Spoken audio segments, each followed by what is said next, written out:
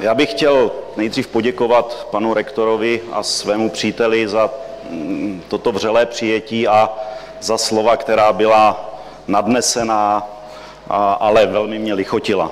Samozřejmě bych chtěl poděkovat i vám, že jste si v toto krásné odpoledne udělali čas. Já se přiznám, že jsem prošel jenom co jsem vjel do areálu univerzity už trojím stresem. Ten první byl, že jsem zjistil, že mám poměrně silnou konkurenci v těch 80 krásných mladých dámách, které tancují tady nedaleko. A první, co mě napadlo, bylo, jak bych se zachoval já před těmi, a ani se neptejte, jak je to dlouho. Šel bych na tu přednášku toho nudného bankéře, anebo bych se šel podívat na ty hezký holky. A neptejte se mě, jak bych se tehdy před těmi lety rozhodl. Ta druhá věc, která mě zaskočila, bylo mi řečeno, že se budu nacházet v druhém největším objektu, který tady máte z hlediska místa, a to je vždycky velmi nebezpečné. Pokud se to v kombinaci s tím prvním nenaplní, tak jsem se ptal, jestli v případě, že nepřijde skoro nikdo, to můžeme přesunout do nějaké menší místnosti, aby to vypadalo, že aspoň někdo na mě přišel, ale nakonec to dopadlo docela dobře. No a pak jsem dostal kartáč od pana děkana za to, že jsme někde uveřejnili, že 94% studentů nesnáší přednášky, a to si tady vyříkám se svými kolegy z komunikace, protože určitě minimálně na Ekonomické univerzitě to tak není a vy máte určitě daleko vřelejší vztah k učivu. Já dneska budu mluvit o řízení změn. Budu mluvit o tom, jak jsou změny důležité, jak je uchopit, pokud se stanete jejich součástí, a věřte tomu, že každý z vás ve vašich budoucích praxích na různých úrovních nějakou změnu, nějakou řízenou a někdy i neřízenou změnu zažijete. A já jsem si pro vás připravil pár teoretických postřehů, které se budu snažit doplnit o některé svoje osobní zkušenosti se řízením změn, protože nikdy nezapomenu na jeden moment, kdy jsme řešili jednu poměrně závažnou právní kauzu v České republice a jeden z účastníků řekl nějaký názor a náš advokát reagoval slovy: teoreticky máte pravdu, pane kolego, ale tady nejsme na univerzitě. A já se budu snažit ukázat vám několik základních principů, které byste si měli uvědomit, pokud se stanete součástí nějaké řízené změny na jakékoliv úrovni. Může se vám stát, že vy budete ti, kteří budete nějakou změnu iniciovat a budete ji řídit. Možná budete ti, kteří budete tu změnu řídit na nějaké nižší úrovni, a určitě všichni z vás se stanou součástí procesu jako účastníky. To znamená, možná vám dám pár námětů, jak celou tu problematiku uchopit, anebo možná i pochopit některé procesy, které při jakékoliv změně v organizaci probíhají. Jedno přísloví, a nevím, jestli je české, a jestli jste si všimli, já mám ve jménu Z. Já vždycky o sobě říkám, já jsem slovenský Čech maďarského původu. A můj otec je Slovák zo Starého Těkova, moje máma je Maďarka z Loku, to je na druhé straně Hronu, ale já jsem se narodil v Čechách jsem vyrostl a nepovažuji při jazykových znalostech za nic horšího, než když se Čech snaží mluvit slovensky a Slovák česky. U ostatních jazyků se to odpouští, u těchto dvou, a to většinou vyznívá komicky, proto se budu držet své mateřštiny, protože jsem český občan. Slovensky vždycky mluvím až po 10. hodině a po 5. pivu. Takže jedno přísloví říká, že změna je život. Minimálně někdy v létě 2008 jsme si všichni uvědomili, že to platí a že to platí dramaticky. Ta největší ekonomická a finanční krize od 30. let minulého století přišla na jedné straně velmi neočekávaně a s velkou tvrdostí. A vyvolala ve společnosti v ekonomice, v řízení firem na řadu změn a spoustu manažerů postavila před otázky, které do té doby neřešili, a spoustu účastníků toho všeho dostala do procesu, kterému se odborně říká kognitivní disonance. To znamená do procesu, že jsou najednou nuceni dělat věci, které jsou v rozporu s jejich přesvědčením, s tím, co dělali doteď, s jejich zkušeností. A některé obecně platné principy, které jsme znali do té doby, prostě přestaly platit. Zatímco v minulosti se říkalo, že změna je předpokladem a součástí nějakého rozvoje, tak minimálně pro mě od toho roku 2008 se změna stala podmínkou přežití. Slavný britský dramatik G.B. Shaw kdysi řekl: A man who does just what he had already done can achieve just what he had already achieved. Ten, kdo dělá pouze to, co už dělal, dosáhne jenom toho, čeho už dosáhl. A to je jedna z věcí, která už dávno neplatí. Dělat jenom to, co jste dělali, abyste dosáhli stejných výsledků, kterých jste už dosáhli, je strašně málo. Ta doba se změnila natolik, že pokud neinovujete, pokud neprovádíte neustálé změny, pokud se nesnažíte stále něco vylepšovat, tak nedosáhnete ani zdaleka toho, čeho jste dosáhli v minulosti. Předpokladem zachování minimálně toho stávajícího stavu a s nutným předpokladem jakéhokoliv dalšího růstu je neustále něco měnit.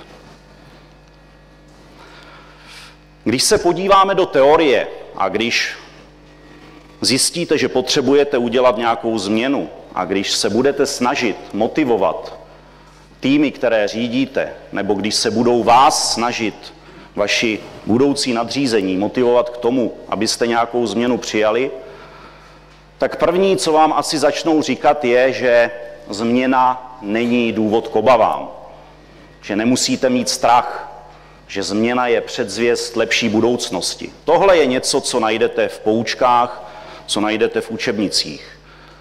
Že změna, která přichází, rozhodně není známkou chaosu nebo nepořádku.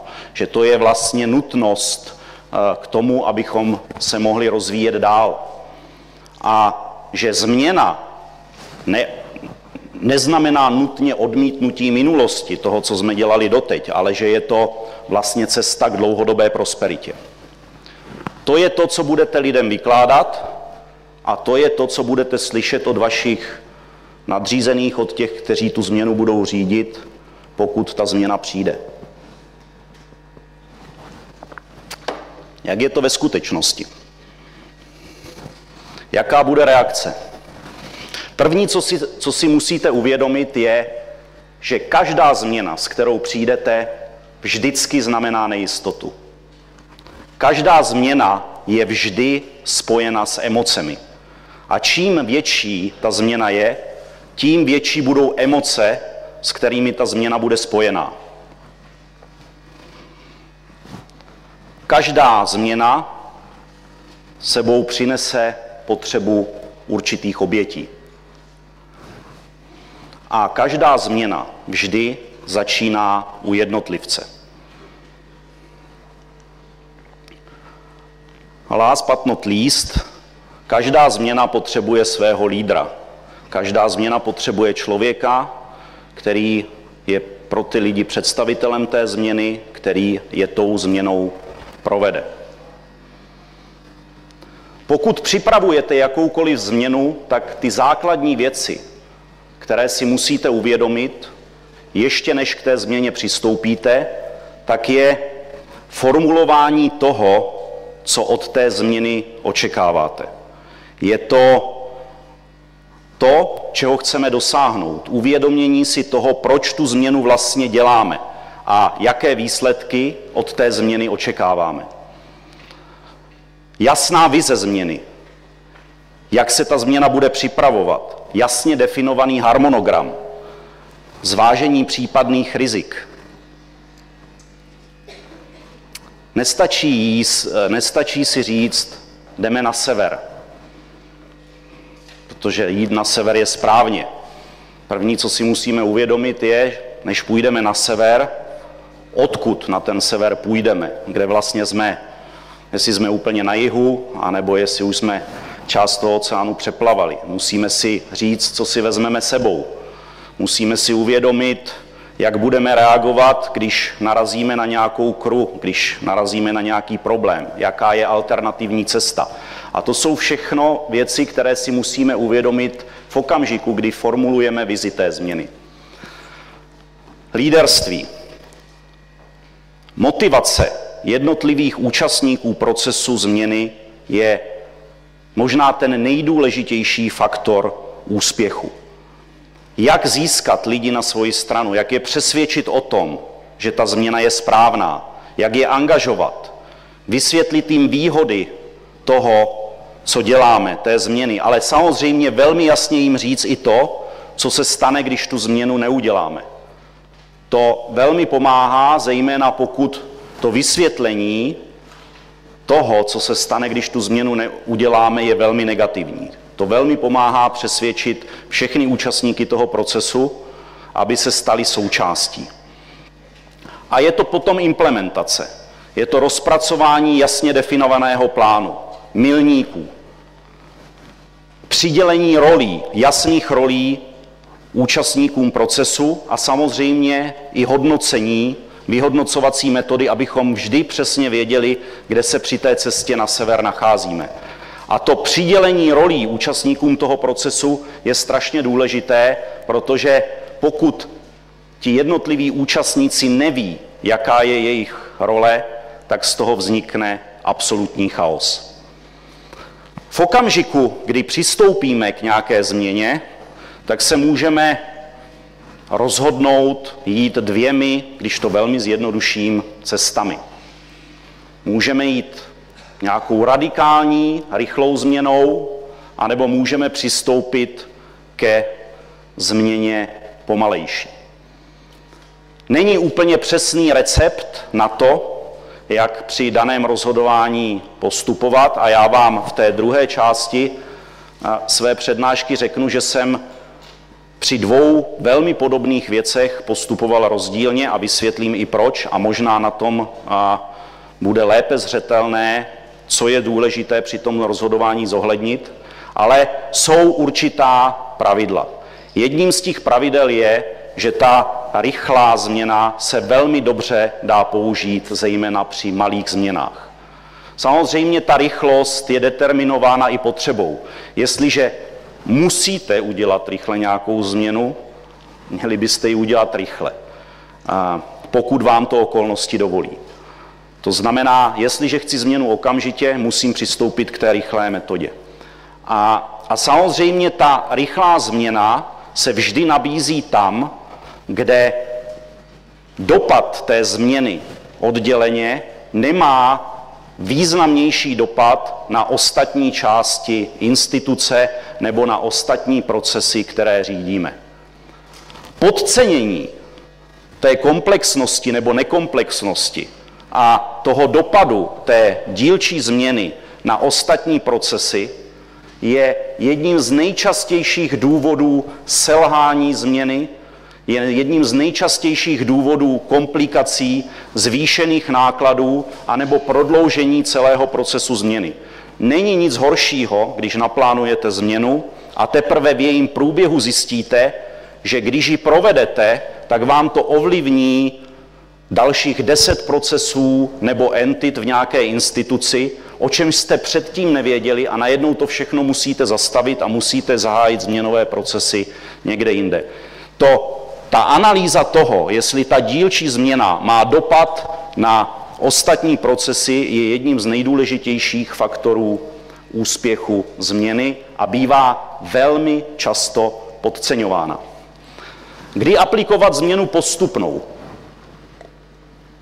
Samozřejmě při změnách velkého rozsahu, protože ty změny velkého rozsahu ani jinou možnost nepřipouštějí. velmi často neumíme ten dosah toho procesu definovat naprosto precizně. To znamená, že v okamžiku, kdy při změnách nevíme predikovat úplně přesně jejich důsledky, tak je ten opatrnější, postupný proces lepší, protože vám dá možnost zpomalit, případně se vrátit a vydat se jinou cestou. A samozřejmě v okamžiku, kdy provádíte změnu, která může mít velký negativní dopad na ostatní procesy, na vaše klienty, na cokoliv, co s tou změnou souvisí, tak i tady se samozřejmě nabízí a je lepší přistupovat k procesu postupné změny. Co se stane, když přijdete a řeknete lidem, že je potřeba něco změnit? Co je taková nejobvyklejší reakce? Na Slovensku to zřejmě bude Boha im šibe. V Rakousku by to bylo Die spinnen.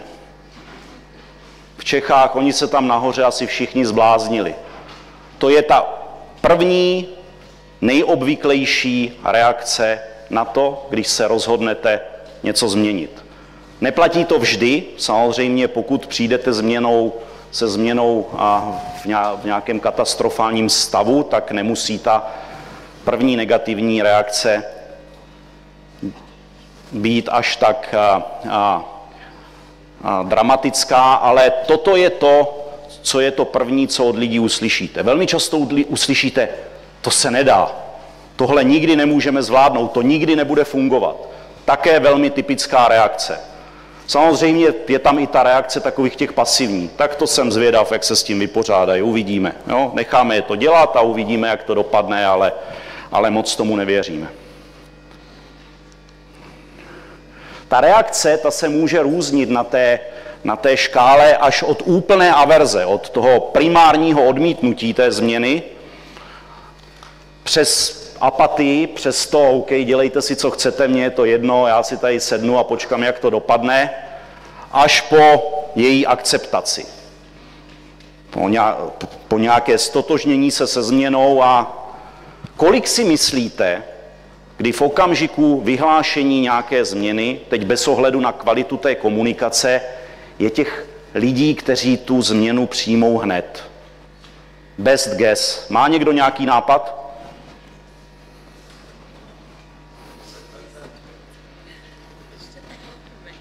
Je tady někdo, kdo si myslí, že to je víc než 10%? Je tady někdo, kdo si myslí, že to je méně než 10%? Takže všichni si myslí, že to je 10%. Ne, tady někde zaznělo, že to je méně než 10%. Obvykle je to méně než 10%. To znamená, to první, s čím jste konfrontováni, když připravujete nějakou změnu, tak víte, že máte jenom 10% anebo méně fanoušků. Že všichni ti ostatní buď budou proti vám, anebo vám nepomůžou v tom lepším případě, protože budou nějakou chvíli sedět a budou se koukat, co se vlastně děje. A to je samozřejmě jedna z největších výzev pro kohokoliv, kdo jakoukoliv změnu řídí. Proč si myslíte, že to tak je? A já se znovu vracím k té první části, k té teorii, že lidem říkáte, nemáte se čeho bát. Není důvod k obavám. Změna není žádný chaos, to nás povede někam, kde je lépe. Aldous Huxley, Krásný nový svět. Tím prvním důvodem jsou vždycky obavy z budoucnosti. V okamžiku, kdy vyhlásíte změnu, tak to první, co všechny napadne, tak je, co to znamená pro mě. Co to znamená pro moji budoucnost. Strach z neznámého. My lidé máme jednu vlastnost, že si vytvoříme nějaký svět, kterému se někdy také říká komfortní zóna. To je to, v čem jsme se naučili žít, ať je to velmi dobré nebo méně dobré, ale to je to, na co jsme zvyklí.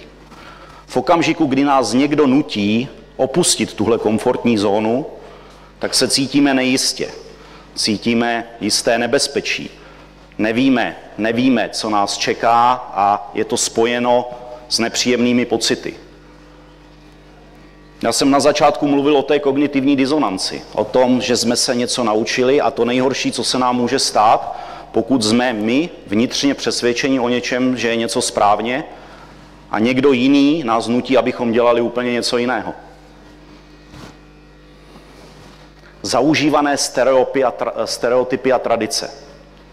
10 let to takhle děláme a funguje to. Na co do toho šťouraj? Proč to chtějí měnit? Proč chtějí měnit něco, co funguje? Teď je to úplný nesmysl.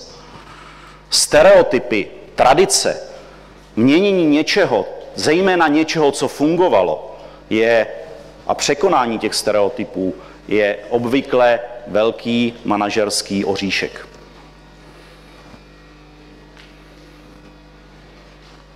Nacházíme se na neúplně příznivé etapě ekonomického vývoje v Evropě a strach z budoucnosti, strach z toho, najdu práci, osvědčím se, budu mít práci, je čím dál tím větší. Podívejte se do Španělska. Ve Španělsku 50% studentů vyjde z univerzit a nenajde práci. A každý, kdo už ji má, tak se bojí daleko více než v minulosti, jestli v rámci nějaké nové struktury, jestli v rámci nějakého nového úkolu se osvědčí nebo selže. A velmi často to platí právě u lidí, kteří 10 let dělali něco a byli třeba velmi dobře hodnoceni za to, co dělali. A oni mají nějakou pracovní čest, oni mají nějakou motivaci, oni jsou pyšní a najednou jsou konfrontováni s tím, že přijde něco úplně nového. Něco, co nikdy předtím nedělali.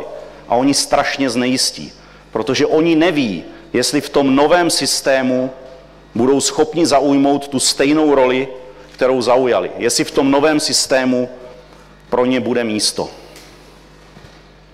A pak samozřejmě jsou i mezi námi takoví, kteří z principu neradi něco mění. Prostě dělal jsem to, já mám jednoho kolegu a ten vždycky říká, já to takhle dělám celý život, mně je 60 a já už se nezměním. A oni to tak prostě mají. Je to velmi často spojeno s určitou senioritou, s určitými pracovními zkušenostmi, ale samozřejmě částečně i s povahovými rysy. Prostě jsou lidé, kteří z principu nechtějí nic měnit.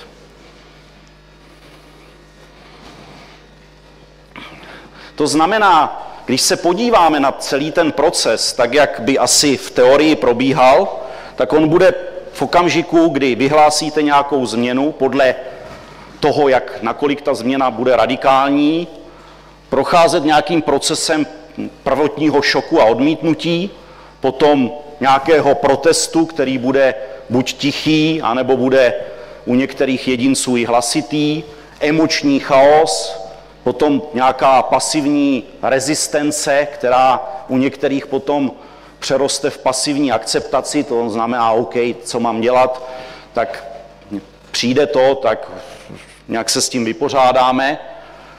Hledání smyslu a akceptace. Jak se s tímto procesem můžeme vypořádat jako ti, kteří změnu řídí? Jak můžeme tu část komunity, která je proti změně, anebo je jí to úplně jedno, překlopit do té části, která se stane příznivcem, fanouškem, podporovatelem a možná i vlajkonošem té změny? Samozřejmě je to hodně o komunikaci, je to hodně o vysvětlování, naslouchání, empatii, o argumentaci, o posloupnosti kroků a nabízení řešení. Já jsem řekl, že otázka komunikace je jedním z nejdůležitějších prvků úspěchu jakékoliv změny. Pokud těm lidem dobře vysvětlíte, co děláte, proč to děláte, odkud jdeme, kam jdeme a co se stane, když tam nepůjdeme, tak tu změnu přijmou daleko lépe, než když nebudou vědět. A týká se to i komunikace špatných zpráv. Není nic horšího, když připravíte změnu, ze které vyplývá, že část lidí musí odejít, že se bude měnit organizační struktura, že nebude pro všechny místo a necháte ty lidi dlouho ve strachu, jestli se to bude týkat právě jich. Právě v těchto momentech je nejdůležitější právě ty negativní věci komunikovat co nejrychleji, aby ten strach, ty obavy se nepřenesly z těch, kteří je mají oprávněně, i na ty, kteří je mít nemusí. To znamená, že já bych to přirovnal k nějakému běhu. Když máte běžet 100 metrů, tak se nejdřív na ten běh musíte připravit. Máte nějakou latentní fázi. A teď nemluvím o té tréninkové, já mluvím o nějakém rozcvičení, o nějakém rozhýbání, o nějaké koncentraci. Pak máte akcelerační fázi, která vyžaduje nejvíc energie a vysoké nasazení, ale abyste těch 100 metrů uběhli, vy nemůžete zpomalit 10 metrů před cílem, ale vy musíte proběhnout tu cílovou pásku v plné rychlosti a zároveň se musíte postarat i o to, aby jste zajistili udržení změny i po tom aktivním procesu řízení té změny. Abyste se v okamžiku, kdy tu změnu skončíte, postupně nezačali vracet do toho původního stavu nebo se mu začali přibližovat.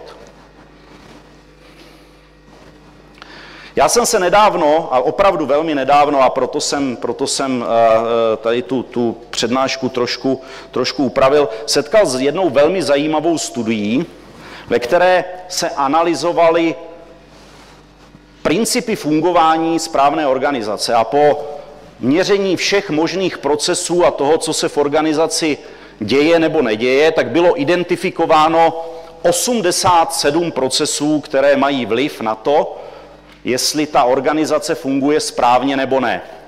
Ale když se to celé strašně zjednodušilo, tak se přišlo na to, že ve všech organizacích, které fungovaly dobře nebo ideálně, tak vždycky byly splněny a fungovaly dobře 3 atributy.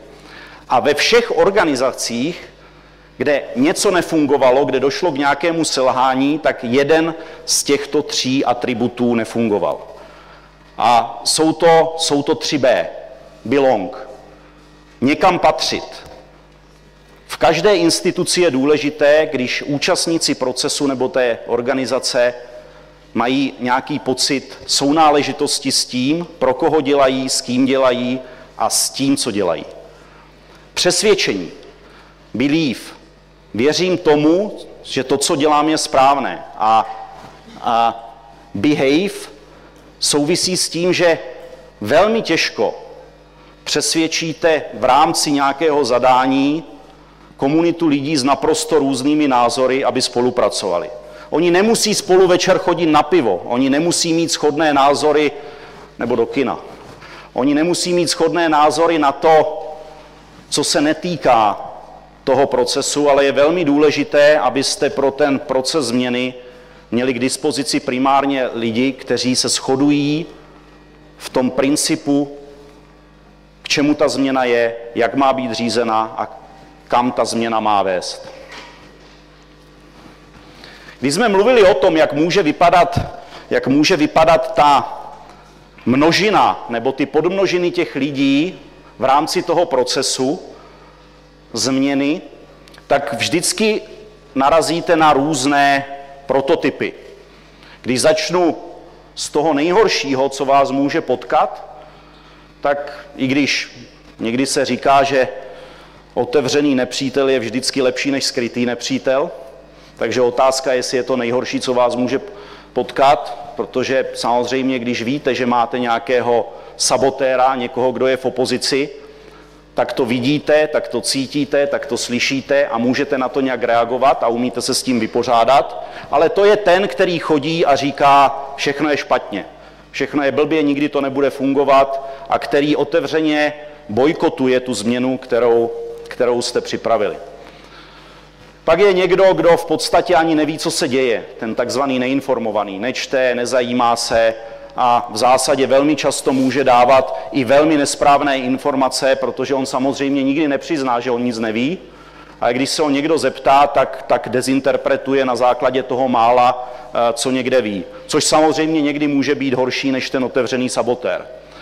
Pak jsou ti nerozhodní, ty neříkají ani ano, ti neříkají ani ne, ty prostě čekají, a jestli jestli je někdo požádá o to, aby něco dělali, jestli je někdo nepožádá a vlastně čekají na to, jak to dopadne. Nápomocný je ten, který sám nebude nic dělat aktivně, ale když za ním přijdete a řeknete, hele, já bych tě chtěl poprosit, já bych potřeboval, abys udělal tohle a tohle, tak to udělá. No a pak jsou ty přesvědčení, ti, kteří jsou pro to splnění toho cíle připraveni udělat všechno potřebné. A říká se, že těch otevřených sabotérů nebo těch lidí v opozici té změny bývá zřídka více než 10%. Takže máme jeden zajímavý fenomén. Zjistili jsme, že začneme-li komunikovat změnu, tak někde na straně těch příznivců budeme mít obvykle méně než 10% lidí a na straně těch opozičníků budeme mít také obvykle méně než 10% lidí. A to je to nejtěžší zadání, protože nám zbývá množina 80% účastníků procesu, kteří jsou v podstatě více či méně pasivními a které, abychom byli úspěšní, musíme na základě těch atributů, které jsem zmínil, přesvědčit o tom, že ta změna je správná. A nebudu teď mluvit o různých modelech spolupráce v rámci organizace, ale pokud někam přijdete a máte nějakou změnu řídit, tak si velmi musíte uvědomit, kam jste přišli a jak byla ta entita, ta organizace, to oddělení, ten odbor nebo ta firma řízena doteď. Protože přijdete-li z kreativního prostředí do prostředí militantního, které je řízeno formou generál a vojáci, kde byl jeden dominantní šéf, kde lidi byli zvyklí, že šéf řekne, my uděláme, a vy se tam budete snažit vytvořit nějaké prostředí, kde budete hledat iniciativu, kde budete hledat nápady, kde řeknete, tak fajn, máš problém, vyřeš ho, až budeš mít řešení, přijď, můžete nepochodit. Ti lidé na to nebudou připraveni. Pokud s tímto stylem vstoupíte do tohoto prostředí, tak můžete selhat, pokud předtím ty lidi nepřipravíte na tu změnu ve formě řízení. A naopak, samozřejmě, pokud jste přišli z prostředí, které fungovalo jako dirigent, jako pronajímatel a nájemce nebo generál a vojáci do kreativního prostředí a budete se snažit tyto metody řízení aplikovat tam, tak škaredě pohoříte. Teď bych se s vámi chtěl podělit o pár mojich osobních zážitků při řízení změn a o tom, jak jsem se s tím vypořádal. A netajím se tím, že v době, kdy jsem to někdy dělal intuitivně a že teprve zpětně jsem si uvědomil, že možná některé věci, které jsem dělal teoreticky správně a možná některé věci, které jsem dělal teoreticky špatně. Psal se rok 2001 a já jsem po 10 letech fungování ve strukturách Creditanstalt a později Bank Austria Creditanstalt, což v té době v regionu platila jako ta korporátní banka, řešil, co dál, protože ta banka už dnes v té formě neexistuje a tehdy kupovala německá Hypo Vereinsbank, která už také dnes neexistuje. A já jsem měl pocit, že už u toho dál nechci být a řešil jsem, co dál, a tehdy mě oslovila Erste Group s nabídkou, abych vybudoval firemní bankovnictví, komerční bankovnictví v České spořitelně. K tomu musím, než k tomu přejdu, říct jednu věc. V té době, a byl to ten začátek milénia, Česká spořitelna určitě nebyla vnímána jako korporátní banka, ještě méně byla vnímána jako dobrá korporátní banka. Já si vzpomínám, že asi rok nebo dva předtím za mnou přišel jeden z mých vedoucích oddělení, měl v ruce nějaký papír a říká, dostal jsem nabídku z České spořitelny na nějakou pozici, která byla vyšší, než kterou měl u nás. A chtěl bych si popovídat o zvýšení platu. A já mu říkám, že mu blahopřeji, že určitě je to atraktivní nabídka, ale že ho upozorní, že tohle už z životopisu nikdy nedostane. Mluvil jsem s velkým despektem, protože v té době jako šéf firemního bankovnictví jsem vnímal tu entitu jako ty, o kterých jsme říkali, uděláme velký deal, rozsyndikujeme to a Česká spořitelna si vždycky něco koupí. Protože oni nebyli zvyklí tyhle věci dělat sami, my jsme byli. A najednou za vámi přijde někdo a řekne, pojďte k nám, pojďte to vybudovat. A já jsem v té době měl ještě dvě nabídky, které se v té době jevily jako daleko atraktivnější. A byly. Oni se jevili jako daleko atraktivnější z hlediska pozice, protože jedna byla na člena představenstva v jiné, dnes už neexistující bance, a jedna byla na srovnatelnou pozici v bance, která měla daleko větší renomé, v jedné americké bance, která ale mezi tím, a to je o tom, jak se ta doba a některé věci, které dřív platily, změnily, která už dnes v tomto regionu zdaleka nehraje tak významnou roli jako v minulosti. A ten důvod, proč jsem se rozhodl jít do té České spořitelny, tak byly dva.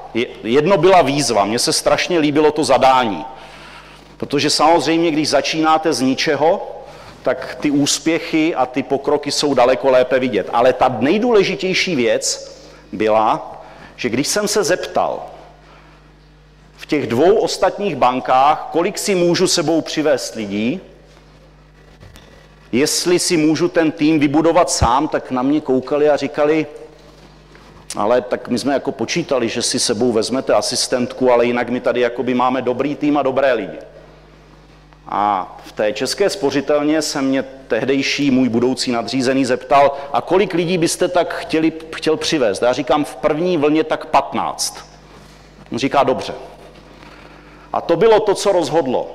Protože to bylo to, co mi pomohlo se rozhodnout, protože jsem věděl, že moje schopnost uřídit tu změnu s lidmi, které znám, s lidmi, kteří budou někam patřit, budou něčemu věřit a budou se nějakým způsobem chovat, a vracím se k těm 3B, ta pravděpodobnost mého úspěchu bude daleko větší, než když budu dělat s lidmi, kde tohle všechno budu teprve znovu vytvářet. Já jsem převzal útvar, který v té době měl asi 60 zaměstnanců, byl to takzvaný velké korporace, měl asi 10 oddělení, mimo jiné reprezentaci na Slovensku, reprezentaci v Šanghaji, tuším, jsme měli, a spravoval úvěry firem zhruba za 1 miliardu eur. Když jsem odcházel po 4 letech na Ukrajinu, tak ten útvar měl 40 lidí, z nichž 20 bylo nových. A celková bilanční suma nebo ten objem spravovaných úvěrů byl zhruba 2 miliardy, to znamená 2krát tolik, a těch útvarů, těch oddělení v rámci té divize bylo 5. To znamená, že ten útvar prošel poměrně zásadní personální obměnou, přičemž já vždycky říkám, že každý musí dostat svoji šanci. To znamená, já kamkoliv přijdu, tak já si vyslechnu to, co mě lidé říkají. Obvykle neslyšíte nic moc dobrého, zejména pokud jdete řešit nějaké věci, které nefungují dobře. A obvykle, když si to všechno poslechnete, tak zjistíte, že byste musel vyhodit všechny. Ale já vždycky říkám, já si to poslechnu, pak si udělám svůj vlastní názor a teprve pak se rozhoduji. A možná jedna rada, když někdy něco takového budete dělat a budete mít čas, protože to není vždycky, že ten čas máte, vemte si těch takzvaných 100 dní. Když někam přijdete, tak není nic horšího, než když na prvním meetingu začnete všechny poučovat a začnete jim vykládat, jak všecko dělají špatně. A je to obvyklá praxe celé řady ješitných a sebevědomých manažérů, že sotva do instituce přišli, ještě si ani nestačili načíst, tak už začnou všechny okolo sebe poučovat o tom, co dělají špatně. A vždycky říkám, nejlepší je přijít, rozhlédnout se, poslechnout si, udělat si názor a potom začít jednat. Ale je pravda, že ne vždycky na to máte čas. Změnila se firemní kultura, změnil se obchodní model.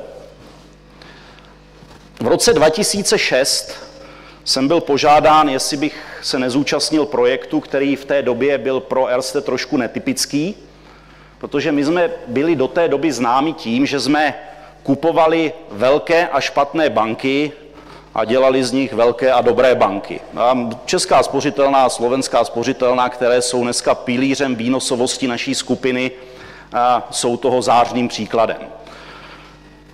V roce 2006 byla celá Evropa zamilovaná do Ukrajiny. Všichni tam chtěli.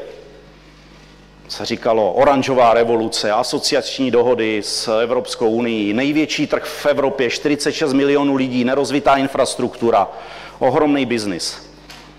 Banky se v té době na Ukrajině kupovaly někde mezi 5x, 6x book. 5násobek, 6násobek kapitálu. To bylo na píku té akviziční vlny v Evropě a ty banky se přeplácely. My jsme se v té době rozhodli trošku jinou cestou a koupili jsme malou banku s 8 pobočkami, 80 lidmi a začali jsme dělat něco jako Greenfield. A začali jsme budovat banku podle naší představy. Byl to velmi zajímavý proces, protože jsme v té době najímali zhruba 100 lidí měsíčně a během nějakých 2 let my jsme měli ten obchodní model nastavený na nějakých 200 poboček a 3000 zaměstnanců a během 2 let jsme se z těch 80 dostali asi na 140 poboček a na 2300 zaměstnanců a pak přišel to léto 2008 a přišla ekonomická krize a jestli si dobře vzpomínáte, tak právě Ukrajina byla nejvíce postiženou zemí Evropy, pokud jde o propad hrubého domácího produktu zdaleka a najednou přišla ohromná deziluze, ohromné rozčarování. Došlo k tomu, že celý ten trh se zhroutil a v podstatě během 2 měsíců to, proč ty banky byly kupovány, to, proč se tam hrnuly firmy ze zahraničí, najednou přestalo platit.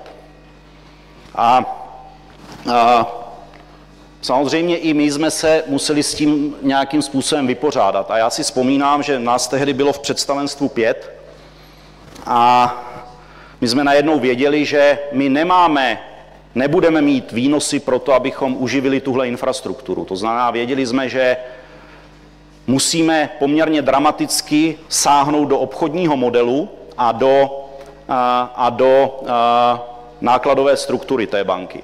A došlo k jedné zajímavé věci, došlo ke konfliktu v top managementu, došlo ke konfliktu v představenstvu.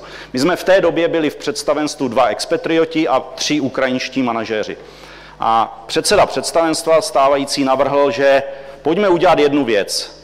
Nebudeme propouštět a vezmeme všem zaměstnancům 50% z platu a tím vlastně ušetříme, protože většinou v těch bankách ty největší náklady, které máte, tak jsou IT a perexy, to znamená náklady na personál. Tak prostě přišel s tím, ušetříme 50% personálních nákladů tím, že všem lidem snížíme platy o polovinu, ale nikoho nepropustíme.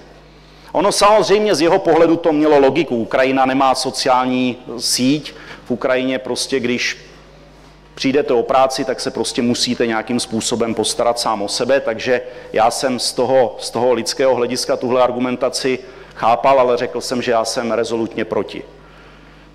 Řekl jsem, že jsem rezolutně proti proto, že jsem věděl, že krizí nikdy nemůžete projít, pokud máte kompletně demotivovaný tým. A pokud vezmete lidem polovinu platu, tak vám zůstane instituce, kde budete mít všechny zaměstnance kompletně demotivované, kteří neudělají nic navíc, kteří nebudou věřit tomu, co děláte. Oni sice budou mít pocit, že je ten dobrý pocit, že nepřišli o práci, ale v rámci té motivační škály zjistíte, že těch negativních věcí, kteří lidé vnímají demotivačně, je daleko víc než těch, které vnímají motivačně. A to nejsilnější, co lidé vnímají motivačně, je to, jestli se mohou seberealizovat. Takže já jsem řekl, ne, tohle nebude fungovat a my potřebujeme hned propustit zhruba 30% lidí a potřebujeme tu banku kompletně restrukturalizovat, potřebujeme všechny prodejní funkce přehodit na rizikové, potřebujeme daleko víc lidí na workout, na vymáhání, na restrukturalizace, potřebujeme snížit náklady v podpoře a tak dál. Samozřejmě došlo k nějaké diskuzi s akcionářem. Ten mandát na tu změnu jsem dostal já a to je zase jeden z atributů, který chci vyzdvihnout. No a realizoval jsem tedy to, co jsem navrhoval, to znamená 30% snížení personálu okamžitě a řekl jsem napříč bankou, to znamená začal jsem u představenstva, to znamená první, co jsem udělal, že jsem to představenstvo z těch 5 snížil na 3. Což je také jeden z důležitých atributů změny. Samozřejmě je důležité ty účastníky přesvědčit a přesvědčovat a argumentovat o tom, že ta změna je správná. Ale ve finále, pokud tu zodpovědnost máte vy a pokud máte někoho, kdo vám tu změnu bojkotuje a nepodaří se vám ho přesvědčit a necháte ho v tom týmu, tak dramaticky snížíte pravděpodobnost vašeho úspěchu, že ta změna proběhne.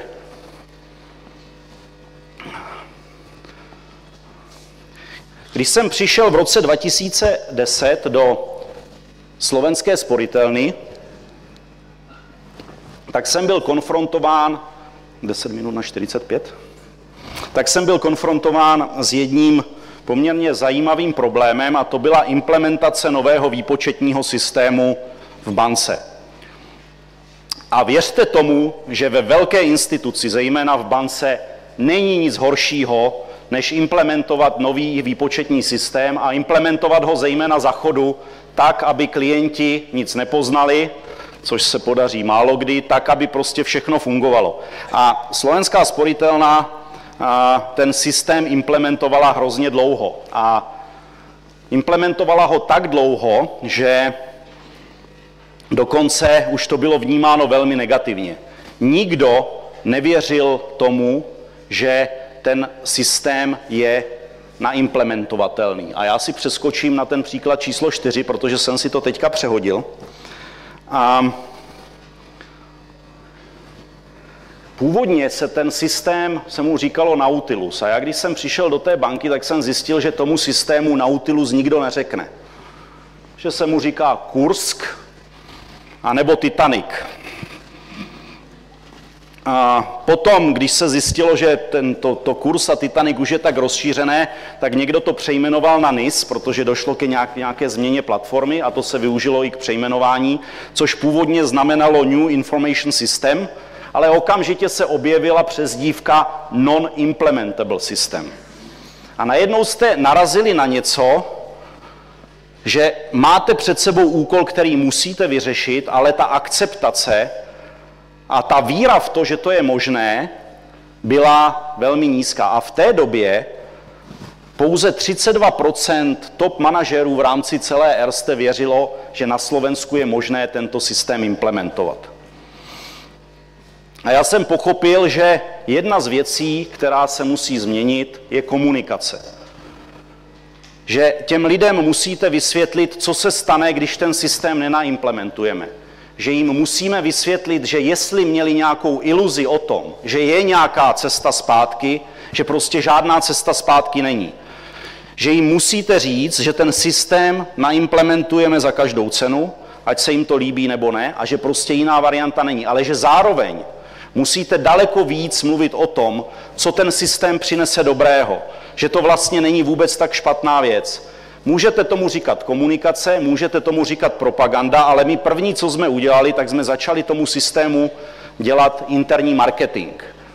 A nebudu mluvit o tom, že se na tom projektu vystřídala celá řada manažérů, nebudu mluvit o tom, že samozřejmě všichni ty lidi prošli ohromným kvantem školení a coachingových plánů, ale myslím si, že ten první zlom nastal v tom, že jsme začali ty lidi přesvědčovat o tom, že to, co děláme, je dobře, že to je dobře i pro ně a že Pokud ten systém nenaimplementujeme, tak se dostaneme do ohromných problémů, protože v rámci toho starého systému se nacházíme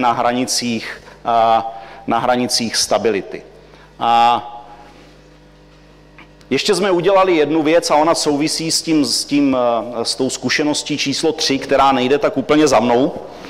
A to bylo to, že jsme rozhodli o postupné implementaci toho systému. A teď se dostávám k tomu, o čem jsem mluvil. Rychlá změna, pomalá změna.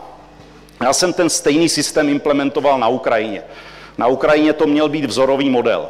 A na Ukrajině jsme se rozhodli, že když to všecko budeme mít připraveno, vybrali jsme si tam jeden takový dlouhý víkend, kdy tam byl nějaký svátek na konci roku, a ještě jsme si říkali, že to je správně, a všechno jsme to tlačili k tomu konci roku, protože na Ukrajině tam jsou ty hlavní svátky vždycky na Nový rok a do poloviny ledna je ta země mrtvá, protože se slaví. Tak jsme řekli, fajn, my to vypneme někdy 31. někdy ve čtvrtek a v pondělí to zapneme, ono to naskočí a pak ještě za těch pár dní, kdy se toho nebude dít zas tak moc, to vychytáme.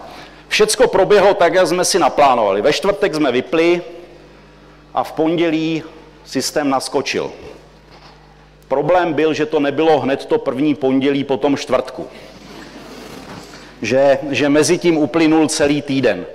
A my jsme do Národní banky posílali reporty, kde jsme jim posílali každý den nový report, ale se starými čísly, protože jiná jsme neměli.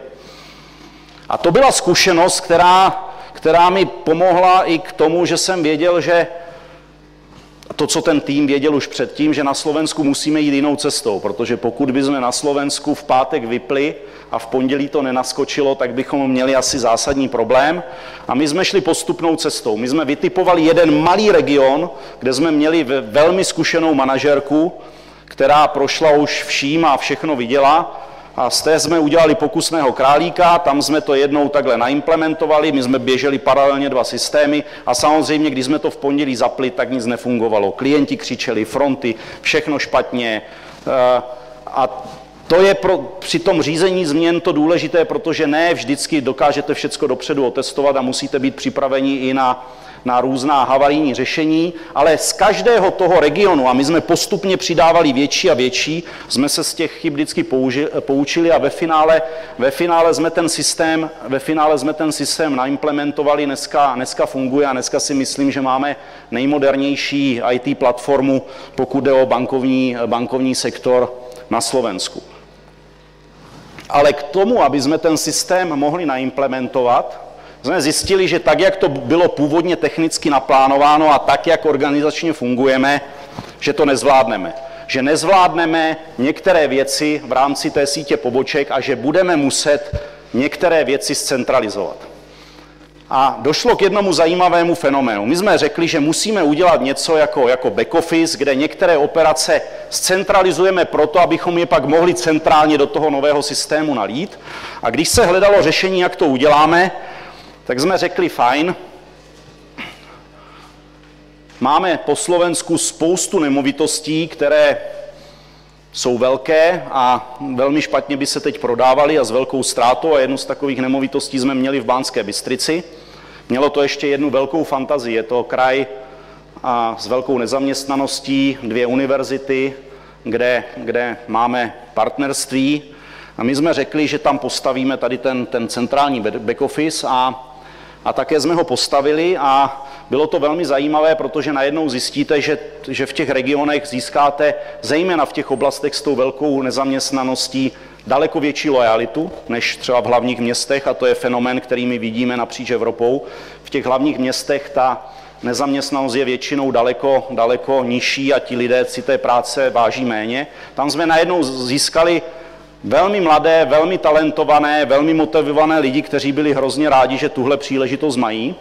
A samozřejmě nám to uvolnilo i prostor, že jsme mohli vlastně z poboček uvolnit 460 zaměstnanců, které tam do té doby dělali nějaké administrativní činnosti. My jsme spoustu věcí zcentralizovali a A původně to bylo zaměřeno na několik málo procesů, ale my jsme se do toho zamilovali tak, že teďka z těch poboček těch procesů vybíráme čím dál tím víc, snažíme se, aby se ty lidi zaměřili na prodej a dáváme to do toho centrálního back officeu a dneska nám tam běží takových 90 000 různých operací měsíčně a to, co se nám povedlo, je, že jsme například u spotřebitelských úvěrů z manuálního zpracování přešli na to, že 70% těch schválení jde dneska automaticky přes mašinu a že ten průměrný čas od zadání požadavku do systému, do schválení toho úvěru máme dneska někde na 23 minutách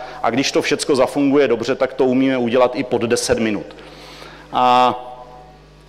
Ale to, co jsem chtěl říct, je, že někdy v rámci té změny přijdete na to, že musíte změnit daleko víc než samotná změna, protože my jsme přišli na to, že pokud některé činnosti nezačneme dělat úplně jinak, tak ten systém nebudeme schopni naimplementovat. A vlastně to poznání v rámci toho procesu změny nás přivedlo k tomu, že jsme najednou zjistili, že některé věci, které jsme byli zvyklí doteďka dělat takhle, tak umíme dělat daleko efektivněji a rychleji v úplně novém setupu. Já jsem mluvil o té kognitivní disonanci, o tom, a jejím představitelem této teorie je americký sociální psycholog Leon Festinger, který řekl, že když jsou lidé přesvědčení o tom, že změna má smysl, tak jsou připraveni adekvátně změnit svoje chování a svoje postoje. A to je jeden z nejdůležitějších momentů při řízení změn, že pokud nepřesvědčíte ty lidi, že ta změna má smysl, tak ji velmi těžko budete implementovat. A proto mi dovolte na závěr, abych shrnul ty moje 4 hlavní atributy, které považuji za klíčové při tom, pokud budete někdy do budoucna nějakou změnu řídit, anebo budete jí součástí. Je to rychlost, která je samozřejmě podmíněna komplexností, ale pokud zjistíte, a jste přesvědčeni, že byste měli nějakou změnu udělat, že je nevyhnutelná, tak ji udělejte a udělejte ji rychle. Je to komunikace. Všechno je o lidech, všecko je o těch motivacích, všechno je o tom, že začínáme u jednotlivce a všechno je o tom překonání těch předsudků, stereotypů a toho strachu. Komunikujte otevřeně, poskytněte lidem všechny důležité informace, díky kterým oni budou rozumět tomu, co se děje a nezapomeňte na to, že ty špatné zprávy, o kterých jsem mluvil, je potřeba komunikovat co nejrychleji, protože v okamžiku, kdy lidé zjistí tu špatnou část, tak minimálně ta část komunity, kterých se ta špatná zpráva netýká, se uklidní. Nejhorší je nervozita, nejhorší je strach, nejhorší je nejistota. To není prostředí, ve kterém se změny dají kvalitně dělat. Leadership. Každá změna potřebuje svoji tvář, každá změna potřebuje lídra, každá potřebuje někoho, kdo je tou modelovou rolí pro tu změnu. A to je něco, co je velmi důležité i v okamžiku, kdy vybíráte vhodný typ člověka, který vám tu změnu bude řídit, protože samozřejmě tím jedním z takových nejlepších způsobů řízení je řízení příkladem. A jedním z nejhorších způsobů je, když necháte někoho dělat něco, kdo pro ty lidi reprezentuje úplně něco jiného. Když najednou na cost cutting nasadíte největšího utráceče, nebo když prostě na některé záležitosti prostě nikdy nemůžete očekávat od lidí, že vám budou věřit, pokud po nich chcete něco a děláte úplně něco jiného. A to je samozřejmě i jedna z rad pro vás, pokud budete něco dělat a něco od lidí chtít, tak vždycky musíte jít příkladem. Pokud lidi tlačíte k tomu, že musí něco dodělat, že musí prostě něco být hotovo a chcete po nich, aby v té práci seděli do 10 do večera, tak nesmíte chodit ve 4 na golf. Protože oni vám jinak neuvěří a nikdy za vámi nepůjdou. A samozřejmě motivovaný tým. Lidi, kteří ty změny realizují, musí být přesvědčeni o tom, že ty změny jsou správné. A musíte se pokusit přesvědčit i ty skeptiky, musíte se pokusit přesvědčit i tu opozici, a pokud se vám to nepodaří a pokud oni té změně škodí, tak samozřejmě tihle lidé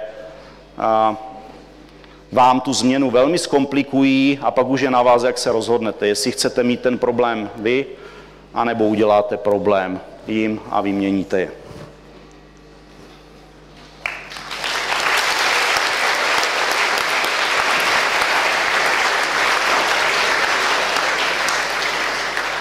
Já vám děkuji za pozornost. Vešel jsem se do časového limitu, který jsem si předsevzal. A já samozřejmě, pokud budete mít nějaké otázky, tak na ně rád odpovím. Pokud se budete chtít zeptat i něco mimo tématu, odpovím samozřejmě také. Na co odpovědět chtít nebudu, neodpovím. Dovolte mi, aby som aj ja poďakoval pánu predsedovi predstavenstva a generálnemu riaditeľovi za veľmi zaujímavú prednášku.